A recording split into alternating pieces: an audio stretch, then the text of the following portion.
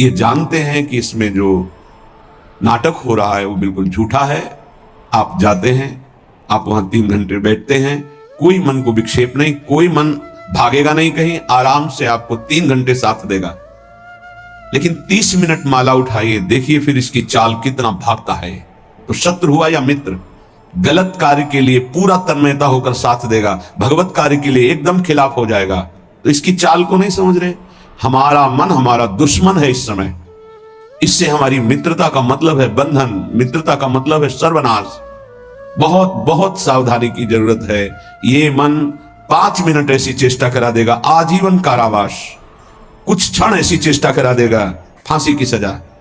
कुछ क्षण ऐसे पाप करा देगा, नहीं कोई जानेगा, तो अंदर से भयानक रोगों की उत्पत्ति, अशांति, हृदय का हर समय दाह युक्त होकर जलना, बहुत प्रकार से कष्ट ही कष्ट देने वाला है। दुख योनया, इससे दुख ही प्रकट होता है।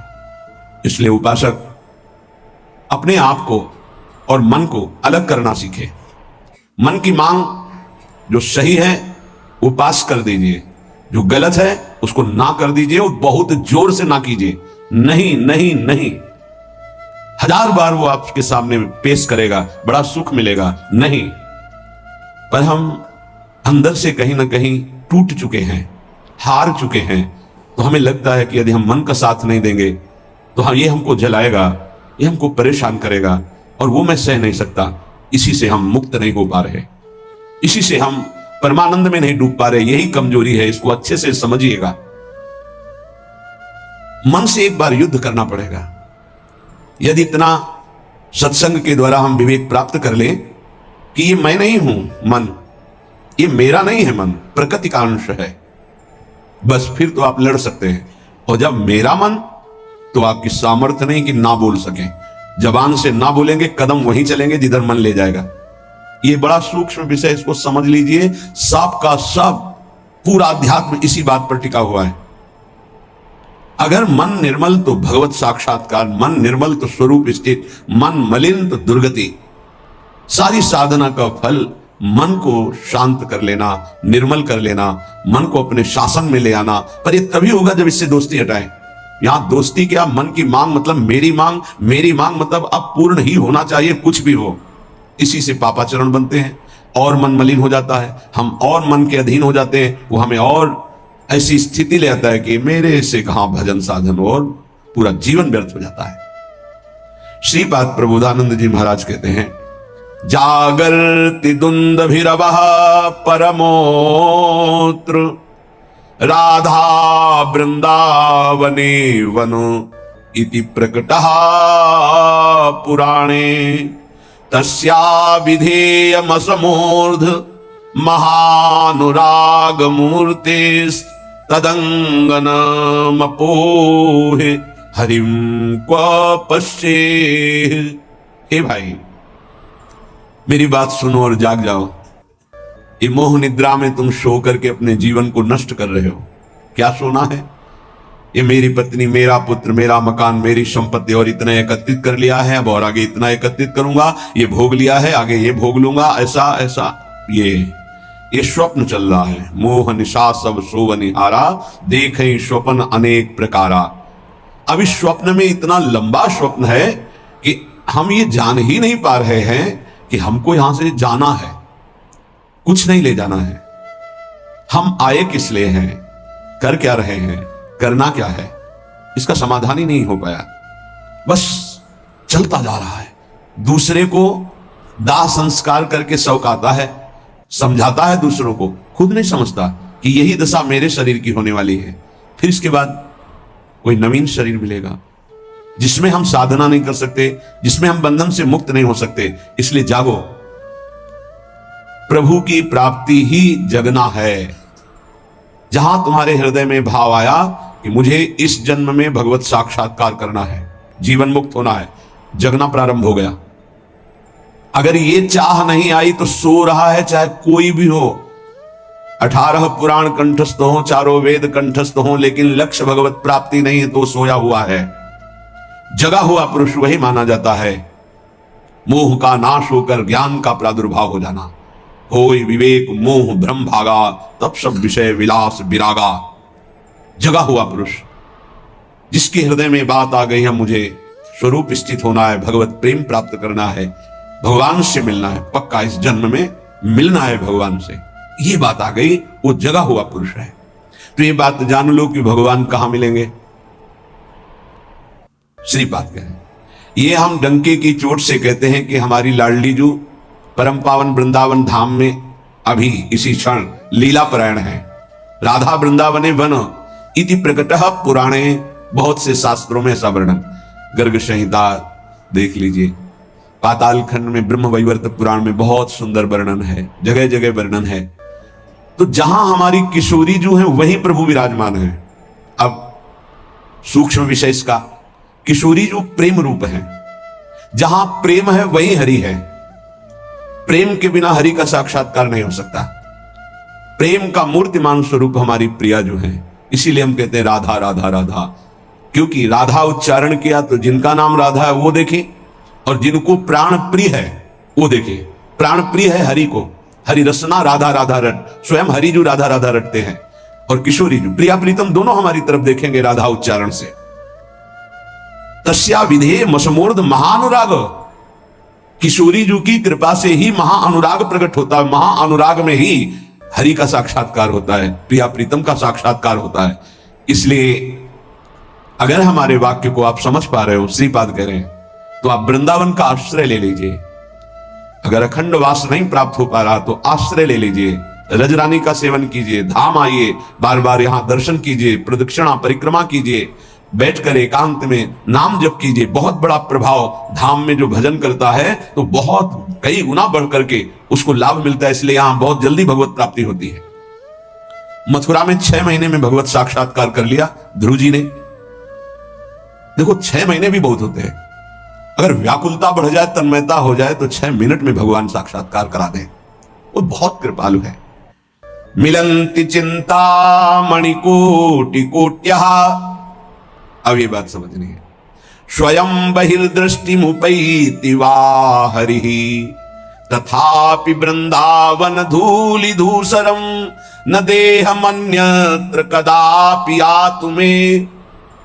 एक तरफ हरि है, एक तरफ करोड़ करोड़ प्रकार के सब भोग सामग्री, महान रत्न रुपया पैसा सोना चांदी सब वैभव है। अब अगर पूछा जाए मन से कि किधर कदम बढ़ाओगे, तो इधर ही कदम बढ़ेगा, हरि की तरफ नहीं। बातें केवल हरि की होंगी, हरि की तरफ कदम नहीं। बहुत विचित्र माया है, बहुत विचित्र माया। देखो ना, मन समझा रहा है अभी भोग लो, हरि तो आगे मिल ही जाएंगे। आगे कब कब आगे मिल जाएंगे? कितने दिन की आयु है? हमारा मन हमको गलत सलाह देकर हृदय को अपवित्र करता रहता है, हम राजी बने रहते हैं। बड़ा धोखा हो रहा है, हम अपने साथ धोखा कर रहे हैं। पक्का समझो, केवल हरि प्राप्ति के लिए हम यहां आए हैं। अनंत जन्मों से भटक रहे हैं, अनंत जन्मों से, न जाने किस किस लोक में, किस किस योनियों में कितना कितना कष्ट वो सब भोग के आए हैं। माया ने सब विस्मृत कर दिया है। अब लगता है देखा जाएगा जो होगा। अरे देखने लायक नहीं रहोगे, ऐसा कष्टप्रद जीवन होता है कि कोई उपाय नहीं है। अन्य योनियों में कोई उपाय नहीं है, बहुत कष्टप्रद जीवन। देखो ना जीवों के साथ कैसा बर्ताव कर रहे हैं मनुष्य शरीर धारण करके। पता नहीं उनको कि यही दुर्गति उनकी होनी है। जीवित ऐसे जैसे पकोड़े तले जा रहे हैं, ऐसे जीवों को, ऐसे उनके, वो भी जीव हैं, वो हम ही तुम हैं, कर्म के अनुसार वो बन गए। क्या बर्ताव हो रहा है? वैसे भी जंगल में नाना प्रकार के कष्ट अन्य जीवों को प्राप्त होते हैं। अगर कांटा लग गया तो आप निकाल सकते, वो नहीं निकाल सकते। एकमात्र मानव देह है जिससे आप इस माया प्रपंच से मुक्त हो सकते हैं। यहां आना बुरा नहीं है, लेकिन कर्म बंधनों से आना बुरा है। जैसे जेल में दोनों रहते हैं, जेलर भी और कैदी भी। कैदी बन करके रहना ठीक नहीं, जेलर वही रहता है, उसको कोई बंधन थोड़ी। ऐसे ही कारक महापुरुष के रूप में जगत में आना बड़ा सुखद है। भगवान का यश गान करते हुए भगवत भाव में स्थित, भगवत स्वरूप में स्थित लाखों बार भेजे प्रभु, कोई परेशानी नहीं। ये जो कर्म बंधन से युक्त होकर आना है, इसे मिटाना है। ये संसार तब तक दुखद है जब तक भोग वासना है। भोग वासना हटी की परमानंद ही है दसों दिशाओं में, क्योंकि वही साक्षात आनंद मूर्ति भगवान ही सब रूपों मत्ता परतरम नान्यत किंचित अस्ति धनंजय, किंचित मात्र मेरे सिवा कोई नहीं है। वही परमानंद प्रभु विराजमान है। आपकी कसौटी है मिलत चिंतामणि कोटि कोट्या स्वयं बहिर्दृष्टि मुपैति वा हरि। एक तरफ हरि है, एक तरफ नाना प्रकार की रत्न भोग सामग्री है, तुम्हारा मन उधर आकर्षित होगा, लेकिन तुम्हें उधर नहीं जाना, हरि की तरफ बढ़ाना है कदम। यहां तो बहुत छोटा स्तर गिरा हुआ है हमारी साधना का। अगर हमारे मनोनुकूल भोजन मिल गया तो प्रभु को भूल जाएंगे और उसका स्वाद लेने में हम समय अपना नष्ट कर देंगे। एक रसेंद्री का विषय, ऐसे हर इंद्री का विषय आप देख लीजिए। आपके मनोनुकूल कोई गाना, कोई नाटक, कोई सिनेमा, कोई आप देख लीजिए, प्रभु को भूल जाएंगे आप उस समय, और उस पर आपका मन तन्मय हो जाएगा। कितनी छोटी गिरी हुई स्थिति है। त्रिभुवन का कोई भी आकर्षण हमारा नाम न छुटवा पावे, भगवत स्मृति न छुटवा पावे, तब तो साधना मानी जाएगी। बिल्कुल सावधान। श्रीधाम वृंदावन का जो वास है, आश्रय है, ये बहुत जोर का है। आश्रय से ही भगवत प्राप्ति हो जाएगी अगर दृढ़ निष्ठा आ जाए। कोटि कोटि चिंतामणि रत्न आदि आपको प्राप्त हो तो भी तुम आश्रय मत छोड़ना, प्रभु का, वृंदावन का, धाम का। पहली बात तो ये भगवत आश्रय कहीं भी रहोगे तो ये धाम आपको अपनी महिमा प्रकाशित कर देगा। कहीं भी आश्रय पक्का होना चाहिए। आश्रित हृदय वृंदावन का कैसा होता है कि जहां उसको अपने व्यवहार कार्य से फुर्सत मिली, भागा। जैसे कोई अपने घर को भागता है छुट्टी मिलने पर, ऐसे श्रीधाम भाग के आया। उसे कोई कहे अमुक जगह चलो, बहुत सुंदर वहां शोभा है प्रकृति की, वो नहीं जाएगा। नहीं नहीं, हमारा तो जीवन वृंदावन है, प्राण वृंदावन है, सर्वस्व वृंदावन है। वो बस भाग के वृंदावन, ये है वृंदावन का आश्रय। एक दिन का भी समय मिला तो कहीं नहीं, भागा वृंदावन की तरफ। एक बार बिहारी जी की दंडवत, एक बार वृंदावन की परिक्रमा की, फिर चला। आश्रय तत्व अगर पुष्ट होगा तो वृंदावन वहीं कृपा कर देगा। एक बात और बड़ी जोर की कह रहे कि जिनको वृंदावन वास मिल गया है उनके लिए खास बात, यदि आपको अखंड वृंदावन वास मिल गया है तो अब बहिर्दृष्टि मुपैति वा हरि, हरि भी वृंदावन की सीमा के बाहर आपको बुला रहे हो तो मत जाना। जैसा श्रीपाद श्लोक में लिख रहे हैं, श्री भट्ट देवाचार्य जी उसे पद में लिख रहे हैं, विपिन राज सीमा के बाहर हरिहू को न निहार, रे मन वृंदा विपिन निहार।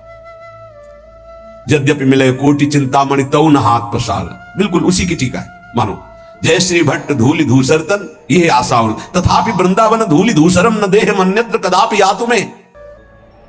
वृंदावन की रज से सना हुआ हमारा शरीर और अंतिम श्वास यही पूरी हो राधा, वो बात बन गई जो बड़ी बड़ी साधना से नहीं बनती। बड़ी बड़ी साधना से अंदर की खास बात है। अपने को भूल जाना और प्रभु के चिंतन में तन्मय हो जाना, यह भक्ति का लक्षण है। सब कुछ भूल जाना, अपने स्वरूप में स्थित हो जाना, यह ज्ञान का है। इसके अलावा भगवान की माया का प्रभाव है। बड़ी विडंबना है। भगवान की कृपा से जब कोई साधन बनता है तो हम भगवान की कृपा ना कह करके, भगवान की कृपा ना मान करके हम उसमें अपना अहम आरोपित कर लेते हैं। इसलिए हमारी साधना बाधित हो जाती है और हम विक्षिप्त हो जाते हैं। विक्षेप पड़ जाता है साधना में। किसी के मुख से सुन रहे थे कि मैं केवल प्रवचन नहीं कर रहा हूं, इतना समय हो गया, ये नहीं खाया, ये नहीं पिया, ऐसा, ये त्याग। अरे सब देहाभिमान के अंतर्गत है, इसका कोई महत्व नहीं है। मछली जल में रह करके पूरा जीवन व्यतीत करती है केवल जल पी करके। केचुआ केवल मिट्टी खा के रहता है। कितने पंछी केवल फल खा के रहते हैं। क्या भगवत प्राप्ति हो जाती है क्या? ये साधन देह विस्मृत करने के लिए है कि जो कुछ मिला थोड़ा डाल दिया, बस नाम चिंतन, भगवत चिंतन। चिंतन इस बात का कि एक एक दिन हम प्लस जोड़ रहे हैं कि ये नहीं खाया, ये नहीं पिया, ये नहीं त्याग। ये तो प्राकृतिक क्रिया है, इसका कोई महत्व है क्या? देह धर्म से युक्त होकर, देहाभिमान से युक्त होकर ऐसी चेष्टाओं में साधक उन्नति नहीं प्राप्त करता, गर्व करता है और पतन हो जाता है।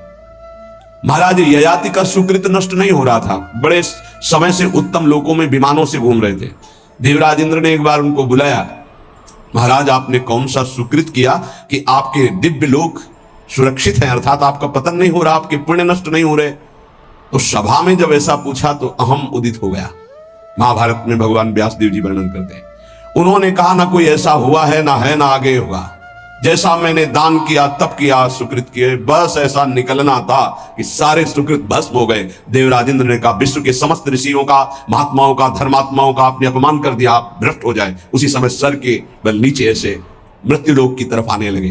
तब उन्होंने आर्त भाव से कहा गलती हो गई हमसे, हमारी अंतिम प्रार्थना, जा तो रहा हूं नीचे के लोक में, लेकिन महात्माओं के बीच में गिरूं। तो कुछ महात्मा ऐसे खड़े हुए महाराज शिवी भी उसमें थे, भगवत चर्चा संभाषण कर रहे थे। देखा कोई तेजों में पतन की स्थिति से आ रहा है गिरता हुआ, तो ये कोई पुण्यात्मा है, रोक दिया अपने भजन बल से। जब ये जाना कि ये तो महाराज ये आती है, सारे सुकृत अपने दे दिए, तत्काल ऊपर से ऊपर चले गए। भजन का एक बल है, वो बल भगवान की कृपा से जुड़ा होना चाहिए। अगर अहम से जुड़ गया तो पतन होने में देर नहीं लगती। इस बात पे साधक बहुत सावधान रहे। प्रायः ये अहम घूम करके ऐसे आ जाता, ऐसे शब्द साफ संतों की अवहेलना हो रही थी उनके मुख से, साफ संतों की। ऐसा कोई कर सकता है जैसा मैं कर रहा हूं? मैं कुछ नहीं है। ये खाना पीना लेना देना उठना बैठना ये एक प्राकृतिक चेष्टाएं है, इनसे किसी की महात्मा स्थिति नहीं जानी जाती।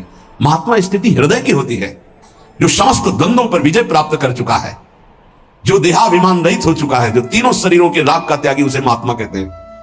बड़ा सूक्ष्म विषय अध्यात्म, इसीलिए कह रहे अध्यात्म को समझने की जिज्ञासा करने वाला कोई लाखों में एक होता है, और अध्यात्म की जिज्ञासा पूर्ण करने वाला कोई करोड़ों में एक होता है। आप शास्त्रों में पढ़ के देखिए, हजारों जन्मों की पुण्य एकत्रित होते तब मुमुक्षुता जागृत होती, मैं मुक्त होना चाहता हूं। अरे भगवान की कृपा से कोई साधन बन जाए तो दैन्य हो जाओ कि भगवान ने साधना करवा दी। कृपयतु मयि वृंदारण्य रागी मनाग, कृति बहुल कृपा स्नेह भाराद्रुदश्रु, फलतु तदनुकंपा कल्पवल्ली फलम त्वत्, भूतो मदिवसतिर्मे तत्प्रियाराम सीमनी।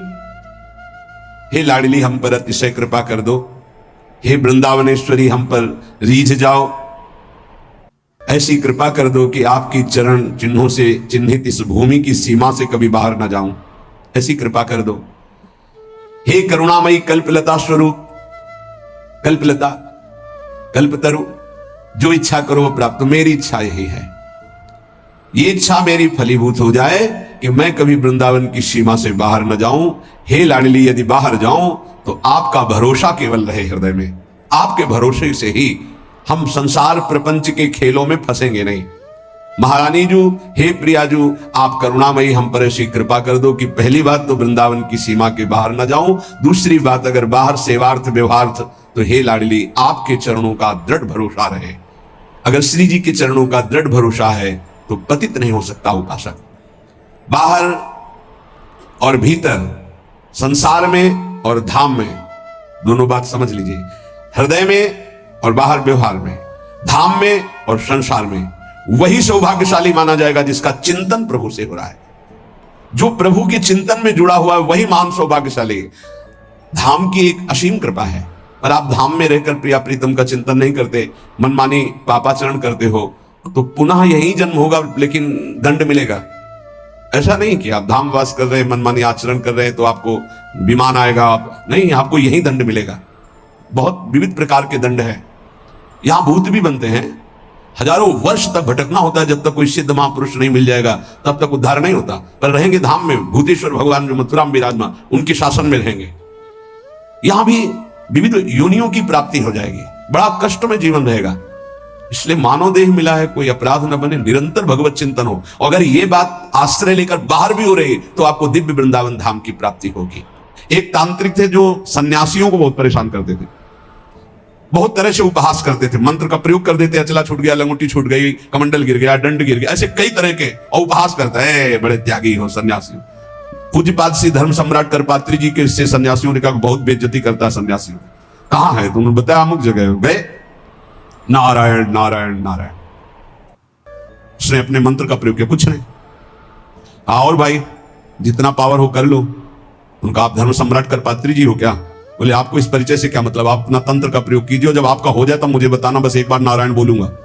साष्टांग दंडवत हुआ महाराज क्षमा को। बोले आज के बाद किसी संत और सन्यासी, क्यों और सबके अंदर क्यों नहीं ऐसा हो? क्योंकि भजन नहीं। भजन में अमोघ सामर्थ्य, नाम में अमोघ सामर्थ्य। कोई भी तंत्र मंत्र जादू टोना कोई भी नहीं आ सकता। आप अकेले नहीं हैं, आपके आसपास शक्तियों की सुरक्षा है। आप क्या समझते हो? आप श्री जी के गोरे चरणारविंद की शरण में हो तो श्री जी के चरणों में सुदर्शन चक्र, श्री जी के चरणों में कौमुदी की गदा, श्री जी के चरणों में सब जो चरण चिन्ह है वो किसके लिए है? हमारे लिए ही तो है। हम भक्तों की रक्षा के लिए हुए हैं। श्री राधिका चरणारविंद की उपासना करने वाले उपासक की सुरक्षा चरण चिन्ह करते हैं। आप ऐसा ना समझना कि भूरी भूरी किशोरी नील कमल लिए हैं, कुछ तो है नहीं इनके पास, एक डंडा भी नहीं तो रक्षा क्या करेंगी। इनके चरण 19 चरण चिन्ह है, वो सदैव अपने जनों की सुरक्षा में रहते हैं। और उनके प्रियतम जितने शक्तिशाली सब उन्हीं से शक्तिशाली है, इसलिए निर्भय, निश्चिंत, निशोक। हाँ, अगर कोई प्रारब्ध भोग है तो वो अपने को भोगना है, मुस्कुराते हुए भोगना। ये नहीं मानना कि किसी ने कुछ कर दिया है, किसी की ताकत नहीं कुछ कर सके। भगवान नाम जापक का शरीर में जो दंड आता है, प्रारब्ध आता है, वो भोगना पड़ता है। हाँ, यहाँ बरगदिया बाबा थे सेनपुर के बगल में, दूधी कगार के बीच में, वो गंगा जी में सदैव खड़े होकर भजन करते थे। तो कछुआ ने काटा, धीरे धीरे वहां सड़न पैदा हुई, कीड़ा पड़ गए, पूरे पैर में कीड़ा पड़ गया। डॉक्टरों के पास जाने की रुचि प्राय एकांतिक महात्माओं की नहीं होती, तब तक जब तक भगवत आदेश नहीं होता तब तक उसे सहते रहते हैं। बड़े बड़े कीड़ा उनके पैर में देखे गए, भीषण कष्ट होता होगा, लेकिन वो कभी पीड़ित नहीं देखे गए। अब ये प्रारब्ध भोग था उनका, और वो पहले से कह रहे थे कि सब लोग आते हो, जिस दिन प्रारब्ध उदय होगा उस दिन कोई नजदीक नहीं दिखाओगे। तो इतना सड़न और इतना कि सब बाहरी केवल सुख सुविधा, सबको ये भ्रम हो गया कि इतने बड़े भजनानंदी कहे जाते थे, जब इन्हीं के पैर में कीड़ा पड़े सड़ रहे तो इनका भजन क्या। वो सिद्ध पुरुष थे, वो केवल अपने प्रारब्ध शरीर का क्षय कर रहे थे। तो ये कोई ऐसा ना सोचे कि किसी के ऊपर कोई अपना प्रभाव दिखा दे, ये उन्हीं के ऊपर दिखा सकता है जो भजनहीन है, भजन नहीं हो रहा। अगर भजन करोगे तो किसी की भी ताकत नहीं है कि आपको दुख पहुंचा सके।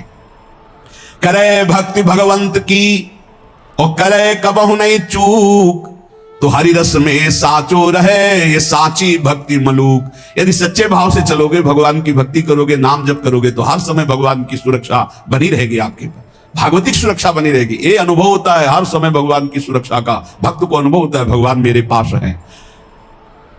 जे तेरे घट प्रेम है तो कहीं कहीं न सुनाओ, अंतर्जामी जानिए अंतर्गत को भाव। सुमिरन ऐसा कीजिए दूजा लखे न कोई, ओठ न फरक देखिए प्रेम राखिए गोय। ऐसा भगवान का भजन करो कि ओठ भी फड़कने न पावे, अंदर ही अंदर नाम चले, कोई जान न पावे तुम कितना नाम जप करते हो। अंतर्यामी भगवान का यदि चिंतन कर रहे हो तो किसी को बताने की, दिखाने की, जताने की जरूरत नहीं। और जब आप ऐसे भजन करोगे तो जहां जहां बच्चा फिरे तहां तहां फिरे जुगाए, कहे मलूक जहां संत जन तहां रमैया जाए। जैसे बछड़ा जहां जहां जाता गाय रमाती जाती, ऐसे जहां भक्त चरण रखता वहीं भगवान होते हैं आसपास, चिंता करने की जरूरत नहीं है। माला जपो न कर जपो, जिभ्या जपो न राम, ये उनका विश्राम पद है, उनका स्वयं का विश्राम स्थान है ये दोहा उनका। माला जपो न कर जपो, जिभ्या जपो न राम, सुमिरन मेरा हरि करे मैं पाया विश्राम। ये स्थिति है, ये स्थिति, ये स्थिति है। हाथ से माला जपता हूं ना, जबान से नाम जप करता हूं। माला जपो न कर जपो, जिभ्या जपो न राम, सुमिरन मेरा हरि करे मैं पाया विश्राम। मैं खो गया हरि में, अब हरि ही स्मृति बन करके चल रहे, मैं हरि स्मृति। स्मृति के अभिमान का भी त्याग जो है वही स्थिति है। ये तुम ना शुरू कर देना, हाँ कि न माला जपो न कर जपो न जिभ्या जपो, अब मेरा हरि सुमिरन कर रहा है, ऐसा स्थिति की बात है। प्राय ये बातें ज्यादा पकड़ी जाती सिद्धावस्था वाली। जैसे उसमें लिखा ना सुधानिधि में, लिखंति भुजमूल तो न खलु शंख चक्राधिकम विचित्र हरि मंदिरम। तो एक साधक मिले, अन्य कहीं से मिले, तो श्री हरिवंश ने कहा आज तिलक रचना नहीं, उसकी जरूरत नहीं। अच्छा सुधानिधि नहीं पढ़े आप? उनका जी वो लिखंति भुजमूल तो न खलु शंख चक्राधिकम, उनका हरिवंश महाप्रभु से बढ़कर। महाप्रभु तिलक लगाते हैं, राधा वल्लभ जी तिलक लगाते हैं, गुरु जी तिलक लगाते हैं। श्लोक याद है तुम्हें, और उनके स्वरूप को नहीं याद है कि स्वयं आचार्य तिलक लगाते, इष्ट तिलक लगाते, गुरुदेव तिलक ये सिद्धावस्था बहुत जल्दी पकड़ी जाती है। क्या सुना बोले, माला जपो न कर जपो, जिभ्या जपो न राम, लेकिन हर समय जपता रहूं विषयों को अभिराम। बड़े शोभा में है भोग, बड़े शोभा, इनका चिंतन। ये कहा है स्मृति की, स्मृति का भी त्याग, मैं स्मृति कर रहा हूं इसका भी त्याग, अखंड स्मृति चल रही। माला जपो न कर जपो, जिभ्या जपो न राम, सुमिरन मेरा हरि करे मैं पाया विश्राम। मेरा हरि सुमिरन करे मैं विश्राम को प्राप्त हो गया। भगवान श्री कृष्णचंद्र जी महाराज अर्जुन जी से करुणा करके उपदेश कर रहे हैं। गेया यह नित्य सन्यासी, वही नित्य सन्यासी है। अपने लोगों ने सन्यास शब्द से समझ लिया है कि जो दंड ले लेता है, जो घर बार त्याग कर देता है, जो लाल कपड़ा पहन लेता है या जो पीले कपड़ा पहन लेता है, वही सन्यासी होता है। भगवान यहां सन्यासी की परिभाषा करे, गेयः स नित्य सन्यासी यो न द्वेष्टि न कांक्षति निर्द्वंदो ही महाबाहो सुखम बंधात प्रमुच्यते। हे महाबाहो, हे विशाल भुजाओं वाले, या जिनके बड़े महान होते हैं, गुरु या बड़े भ्राता, तो दोनों अर्जुन के बड़े महान हैं। भ्राता धर्मराज युधिष्ठिर हैं, गुरु जगत गुरु भगवान श्री कृष्ण है। इसलिए भगवान ने अर्जुन को कहा, महाबाहो, तुम महाबलवान हो, तुम ऐसा कर सकते हो। क्या? किसी से द्वेष नहीं करना। सन्यासी कौन? ना द्वेष्टि ना कांक्षति, ना किसी से राग है ना किसी से द्वेष है और ना कोई चाह रह गई है। यह है कसौटी। पूज्य श्री सद्गुरुदेव भगवान जो बाल्यावस्था में स्वीकार किए थे, जिनकी पहली बार संसार से निकलकर शरण में हुए, वही अंतिम तक ले चल रहे हैं विविध रूप परिवर्तन करते हुए। उनका स्वभाव था, फलाहार करते थे एक बार 24 घंटे में, और नारियल का खप्पर था। अब जैसे कोई भिक्षा लाया, आलू घिया ऐसे उबाल के, ऐसे नमक नहीं, बड़े कड़े नियम उनके सन्यास के थे। खप्पर ऐसे स्वामी जी डाले, खप्पर पलट गया नहीं। तो पहले बता दिया जाता था, बोलना नहीं, पूछना नहीं। अब जैसे आपने डाला, स्वामी जी और, बस वहीं हाथ रख देंगे, बस। कई कई दिन भूखे रहते, क्योंकि प्रायः लोग संसारी नहीं जानते। तो स्वामी जी डाले, बस खप्पर पलटा दिया नहीं। लाल चेहरा, इधर देखो तो एक एक हड्डी गिन लोगे। हर समय मंत्राकार वृत्ति, प्रणव जप में कोई अर्थ संग्रह नहीं, एक फूस की झोपड़ी, बड़ा कठिन तप। उन्हीं से संस्कार ये जीवन के बने कि एक विश्वास भजन रहित नहीं जानी चाहिए। शुरू से संस्कार यही बना दिए पूज्य सद्गुरुदेव भगवान ने। गेया स नित्य सन्यासी यो ना द्वेष्टि ना कांक्षति, ना किसी से राग है ना किसी से द्वेष है और ना कोई चाह है। ये बहुत बड़ी बात है। यही कसौटी है साधु की, साधना की। किसी भी प्राणी, पदार्थ, परिस्थिति, सिद्धांत से न द्वेष है और न राग है। द्वेष भी नहीं किसी से। सब भगवत स्वरूप है। ये सब मलिनताकरण, ये वो इनका उनका, ये धर्म वो मजहब ये मजहब, एक ही है। हम सब परमात्मा के अंश, सब पूरा विश्व, हम सब परमात्मा स्वरूप ही हैं। अपने स्वरूप को भूलकर राग द्वेष में फंस गए, यही दुर्गति का कारण है। कोई अलग नहीं, कोई अलग नहीं, पूरे विश्व में कोई अलग नहीं। आप किसी महापुरुष की वाणी पढ़ के देखो, चाहे किसी भी धर्म के किसी भी महापुरुष की वाणी पढ़ के देखना, और उसका सही अर्थ निकालने के लिए पावन बुद्धि होनी चाहिए। नहीं तो आप धर्म ग्रंथों का अर्थ गलत कर देंगे तो उनका आदेश गलत आपको समझ में आने लगेगा। धर्म ग्रंथ सर्वहित सर्व मंगलमय है। जो लिखा हुआ है, जैसे अपने यहां लिखा हुआ है, आताताई को मार देना चाहिए। भगवान श्री कृष्णचंद्र जी अर्जुन को कह रहे हैं, जिस समय अश्वत्थामा ने 5 ब्रह्मास्त्र चलाए पांडवों के लिए और 1 ब्रह्मास्त्र गर्भस्थ शिशु के लिए, उसी समय कहा घोर आताताई गर्भस्थ शिशु को मारने के लिए ब्रह्मास्त्र का संधान, मार इसको, इस आताताई को बिल्कुल नहीं छोड़ना। और फिर क्या कहा? ब्राह्मणत्व से युक्त ब्रह्म ऋषि को कभी जान से नहीं मारना चाहिए, मेरी आज्ञा की पूर्ति की जाए। मारना भी है और मारना भी नहीं। ऐसा ही किया अर्जुन जी ने, मुंडन कराकर उनका ब्रह्म तेज छीन करके निष्कासित कर दिया। हो गया मारना, और जान से भी नहीं मारा। शास्त्रों की आज्ञा को समझना बड़ा कठिन। भजन के द्वारा सबकी बुद्धि शुद्ध हो, ऐसा आप सोचना चाहिए। भजन के द्वारा ना द्वेष्टि ना कांक्षति, ना किसी से राग ना किसी से द्वेष और ना कोई चाह, वही सन्यासी है। बस इतने को पहचानो। भगवान कह रहे हैं गेया सा नित्य सन्यासी यो न द्वेष न कांक्षत। क्या है? किसी से द्वेष नहीं तो किसी से राग नहीं, राग द्वेष रहित और कोई चाह नहीं, यही सन्यासी का स्वरूप है। कितनी अंदर स्थिति है, इस बात को देख लो। ये भजन बल से जागृत होगी, क्योंकि जितना भजन करोगे उतने ज्ञान होगा, और ज्ञान से दिखाई देता है कि शरीरों से राग होता है, शरीर की क्रियाओं से ही राग द्वेष की उत्पत्ति होती। अनुकूल क्रिया तो राग और प्रतिकूल क्रिया तो द्वेष। और जितनी चाह है वो सब शरीर को लेके होती, स्वरूप को लेके नहीं होती। अगर साधु होकर के कामना है कोई, किसी भी तरह की कोई कामना, वो भी सन्यासी नहीं है। कोई भी कामना नहीं। ये जगत उद्धार की भी कामना नहीं होनी चाहिए। भैया जगत उद्धार नहीं होना है, अपना उद्धार होना है, अपनी दृष्टि बदलनी है। सर्वम खलमिदम ब्रह्म, किसका उद्धार करना है? अपनी दृष्टि का उद्धार करना है। जो किसी भी प्राणी पदार्थ परिस्थिति की कामना करता है, कांक्षति, वो सन्यासी नहीं। किसी भी प्राणी पदार्थ वस्तु सिद्धांत किसी भी मजहब से द्वेष करता है, वो सन्यासी नहीं, किसी से भी द्वेष नहीं, किसी से भी चाह नहीं। निर्द्वंदो ही महाबाहो सुखम बंधात प्रमुच्यते। श्री भगवान कह रहे हैं साधना जब कोई साधक आरंभ करता है तो उसमें द्वंद्व रहता है। भोगों में सुख है कि भगवान में सुख है, यह प्रश्न बना रहता है साधक के अंदर। गुरुजनों की शरण में रहे तो बच जाएगा, नहीं तो बहुत ही खोखला हो जाता है। साधना के आरंभ में साधक के अंतःकरण में द्वंद्व रहता है। बहुत ध्यान से सुनना। आवश्यकता तो है हमें भगवत प्राप्ति की, लेकिन रुचि है हमारी भोगों में। इस रुचि के ऊपर शासन चाहिए, शासन। अगर शासन नहीं कर सकते आप, तो अपने आप को गुरुदेव के चरणों में समर्पित करके उनकी शास्त्र की आज्ञा के अनुसार शासन में बंध के रहे। और बिना इसके बंधे सामर्थ्य नहीं आती कि अपने आप को शासन में ले ले। नहीं तो आवश्यकता भगवान की, रुचि भोगों की है, सबकी आवश्यकता भगवान की है, रुचि भोगों की है। बस यही समस्या का समाधान नहीं हो पा रहा। साधना के आरंभ में साधक के हृदय में रहता है कि सत्संग करना, शास्त्र स्वाध्याय करना, विचार करना, नाम जप करना, ये परमात्मा प्राप्ति के लिए है। लेकिन वर्तमान में सुख भोगने के लिए जो मन इंद्रियां लालायित हो रही है, तो भोग ही से सुख मिलेगा ना। ये द्वंद्व बना रहता है। बहुत सुंदर बात है, और ये सबके अंदर बना रहता है। इसलिए साधक खूब भजन करना चाहता है, पर भोग और संग्रह को छोड़ना नहीं चाहता। भोग और संग्रह को छोड़ना नहीं चाहता। भजन से परमात्मा प्राप्ति, लेकिन जीने के लिए, सुखमय जीवन व्यतीत करने के लिए अच्छा खाना, भोगना, ये सब तो होना चाहिए।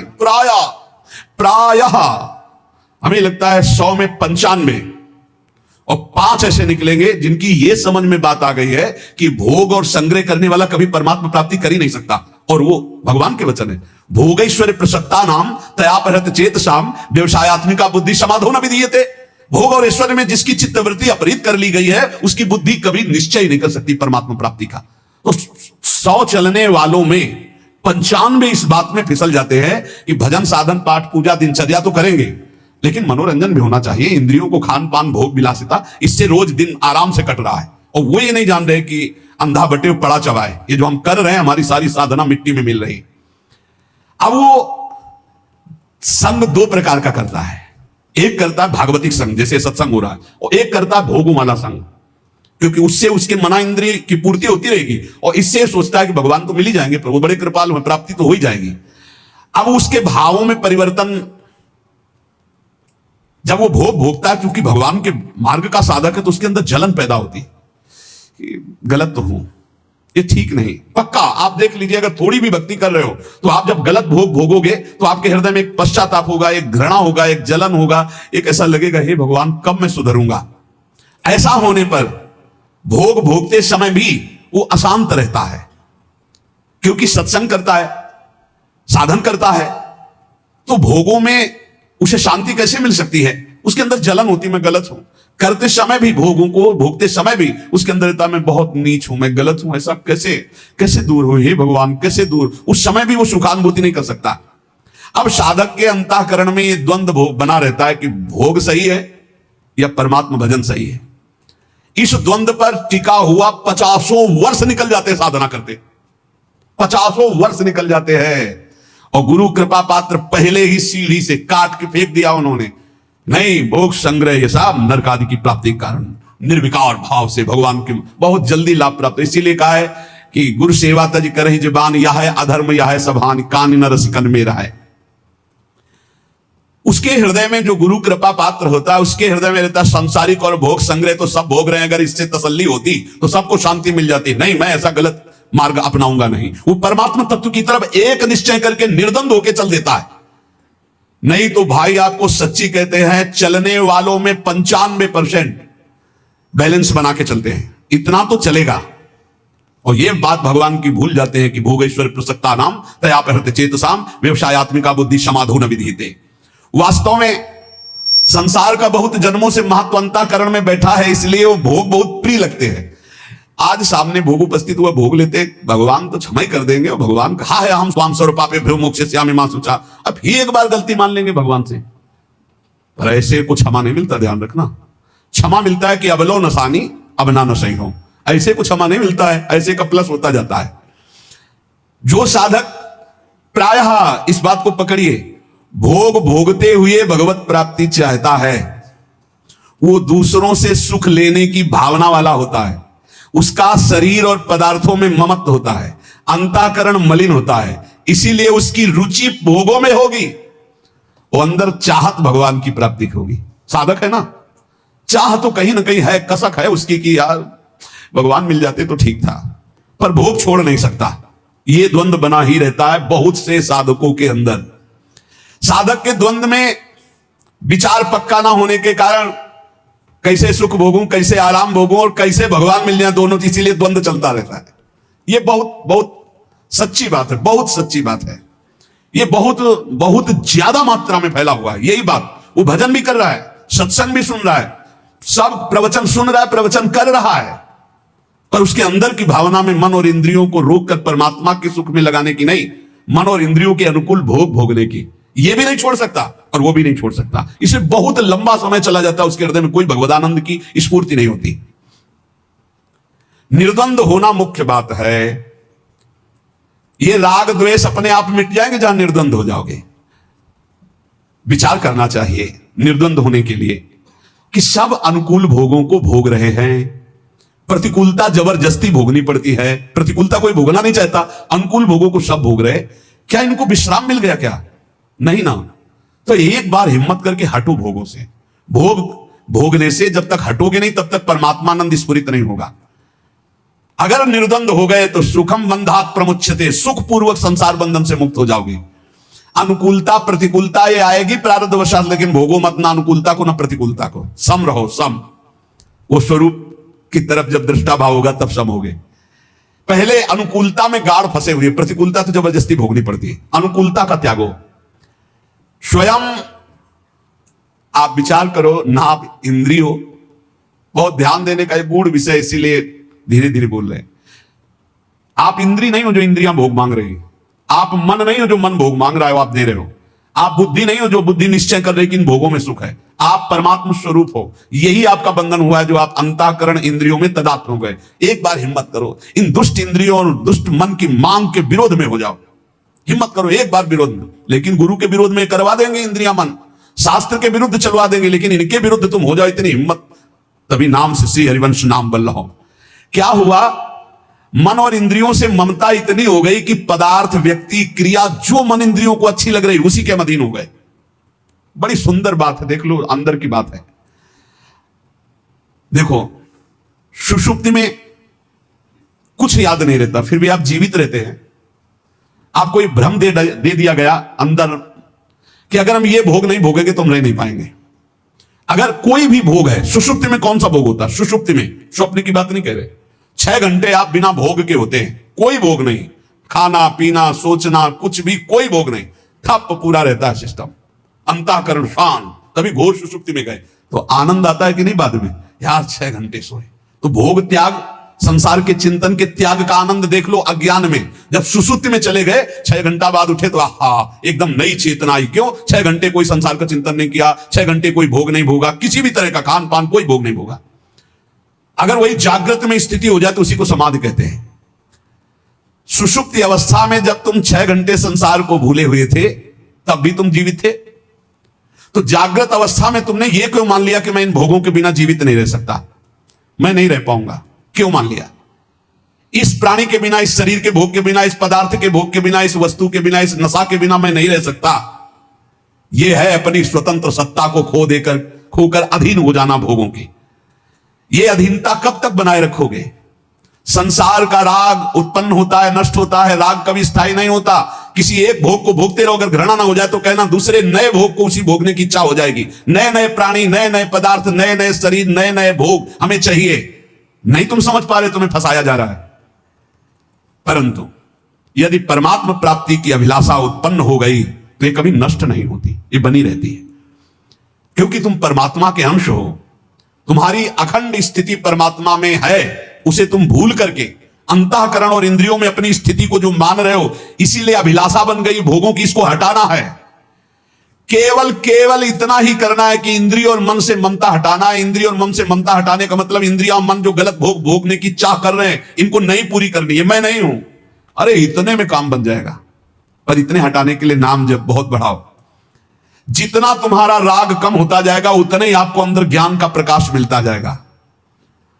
मैं जीत सकता हूं, आपके अंदर आने लगेगा। मैं जान गया हूं, ये अभी तक मुझे डरवा रहे थे, मैं इन भोगों के बिना भी रह सकता हूं। नहीं, बहुत डरवाते हैं, इसके बिना मैं नहीं रह सकता, इसके बिना मैं नहीं रह सकता। राग और द्वेष जितने भी साधन है सबको चाट जाता है। इसीलिए बोले इतने वर्ष हो गए भजन करते साधना करते कोई लाभ नहीं मिला, क्योंकि राग द्वेष है भोगों का। राग द्वेष मिटा के नित्य प्राप्त परमात्मा की अनुभूति स्वतः ही हो जाएगी। परिश्रम करना है केवल राग द्वेष मिटाने के लिए, इन इंद्रियों को भोगों से हटाने के लिए। भोग ने नहीं पकड़ा है, आपने भोग को पकड़ रखा है। बाहर जितना सुख भोगने की इच्छा करोगे उतना ही दुख मिलेगा, भीतर आकर के इनसे निरपेक्ष हो जाओगे उतने ही सुखी हो जाओगे। इस जड़ शरीर और जड़ इंद्रियों में तदात्म होने के कारण ये भोग हमें परास्त कर रहे हैं, और इनसे अलग हो तुम, इतना अनुभव करो, इनके अधीन मत हो, अभी निर्द्वंद हो जाओगे। भगवान करें निर्द्वंद जो है वो सुख पूर्वक संसार से मुक्त हो जाता है। फिर सारांश में हम चाहते हैं भगवान से मिलना, पर रुचि हमारी भोगों में है। बिना भोगे हम जी नहीं सकते, ऐसा हमारे मन में कमजोरी बैठ गई है। चाहे वो खान पान नशा कुछ भी भोग प्रकृति का, बिना प्रकृति के भोग के हम जी नहीं सकते। नहीं, ये मेरा विषय नहीं है, मैं अविनाशी हूं। अब हमको इन्हें धर्म से चलाना है, शरीर पोषण के लिए धर्म पूर्वक विषय सेवन करना है। पहले अधर्म भोगों का त्याग करो, थोड़ा निर्मलता आएगी, फिर भोक्ता भाव का भी त्याग हो जाएगा। कोई द्वंद आपका स्पर्श नहीं करेगा, आप निर्विकार होकर परम पद में स्थित थे, स्थित है, स्थित रहेंगे, ऐसा अनुभव हो जाएगा। इसलिए सारांश फिर वही पुनरावृत्ति, सारे कर्म भगवान को समर्पित करो, कोई भी पाप कर्म ना बनने पावे, और निरंतर नाम जप करो। आप अपने आप गुणातीत हो जाओगे, आप द्वंद्वातीत हो जाओगे, आप योग क्षेम की चिंता से ऊपर उठ जाओगे, परमानंद में डूब जाओगे।